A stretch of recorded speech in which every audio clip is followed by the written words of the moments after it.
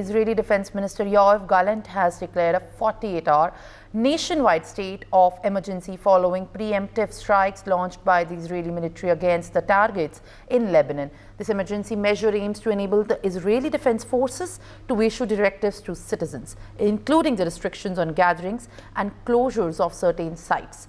Gallant cited a high probability of attacks against civilian areas, stating that he's convinced that there is a high probability of an attack against the civilian population in the areas of the country where the declaration of a special situation did not apply. He emphasized, in fact, that the special situation would apply nationwide for the next 48 hours. The Defense Ministry confirmed that Gallant briefed the U.S. Secretary of Defense Lord Austin on the prevalent situation. Gallant further explained that they have conducted precise strikes in Lebanon to thwart an imminent threat against the citizens of Israel, and stressed that Israel is committed to defending its citizens while avoiding further regional escalation. Hezbollah earlier reported launching more than 320 rockets as Israel overnight, targeting the military positions. The group claimed that their strike successfully targeted Israeli bases and barracks to enable the passage of attack drones into deeper Israeli territory. Joining me on the broadcast is Major Mohammad Ali Shah, who is a senior defense expert. I appreciate you joining on the broadcast, sir. What essentially we need to look at this given point of time is how the unrest is again gaining momentum. What are your first thoughts of the recent developments that have been happening in Israel? See, the very fact is, let's start from here, that 6th October, what Hamas did in Israel was wrong, was dastardly, cowardly, against humanity. There is no question, no ifs, no buts, no justification on that. How Israel reacted to that, people would say that they were justified. No, they were not in the way, because if they would have reacted on Hamas, they would have taken action against Hamas. That would have been acceptable for doing that cowardly act on 6th October. On 7th October, sorry. So now the very fact is, how they have killed people is unacceptable, because they are civilians, they are women, they are children, they are elderly.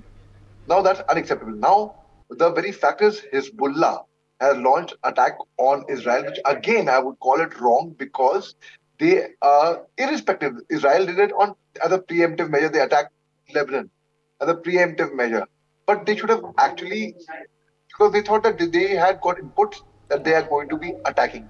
Iran has been threatening to attack Israel for quite some time, and they were expecting the attacks by 15th August. Iran will go in for an attack, but it hasn't happened till now, because Iran's strategy is to, what I can read is, keep Israel under pressure, keep on threatening, keep them under pressure, but ultimately do as what they have to do. So the developments right now, Anthony Blinken has made 9 trips already over there for ceasefire. There is the stakeholders, Qatar, Egypt, they have taken interest, but nothing has actually come out of for the ceasefire. Nothing on ground has been come across. America is a very big superpower. If America wants, they can actually bring this war to an end. They actually can. People would say, oh, how easy is that? It would not be easy, but America has been aiding Israel.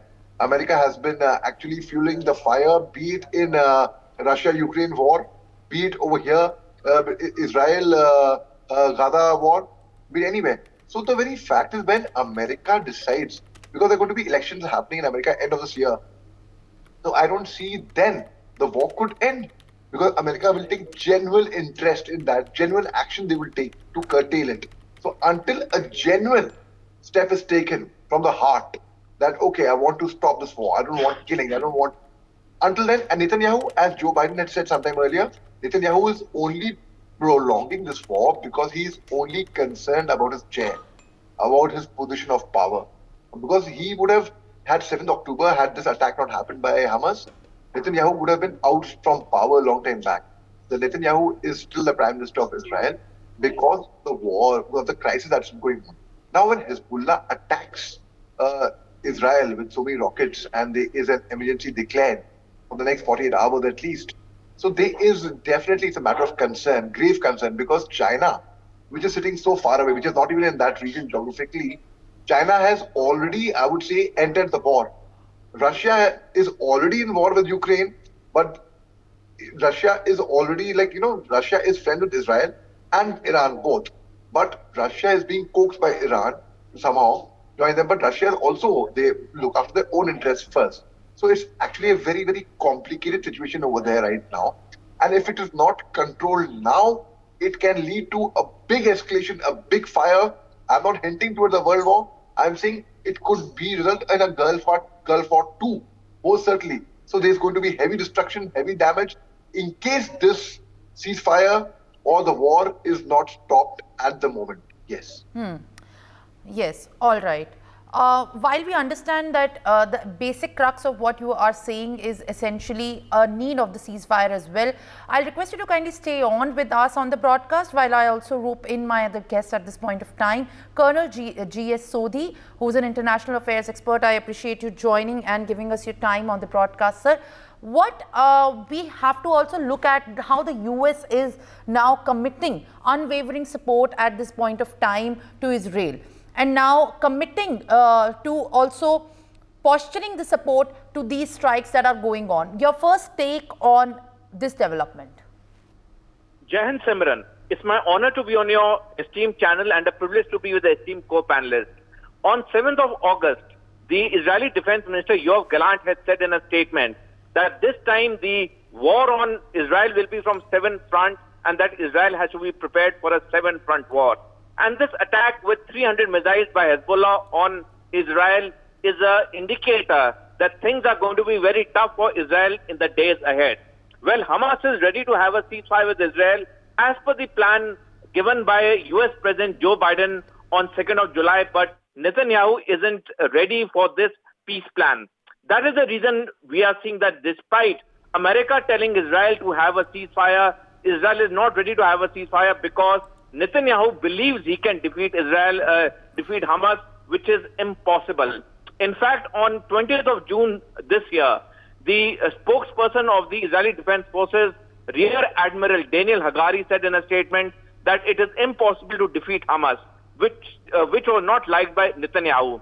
So while America is putting all stops, all help to save Israel, the fact remains that this time things are going to get very tough and murky for Israel, because there's a growing dissent within America that they are wasting money on Israel. They are wasting a lot of arms and ammunition being sent there, which is not being liked and which is seen in the numerous protests that are happening across USA. So I think that though USA is supporting Israel, but Israel should realize that it cannot prolong this war for long, and it would be in its own interest to have a ceasefire and eventually settle down for a two-state solution. For more such videos, subscribe to the NewsX YouTube channel, hit the bell icon.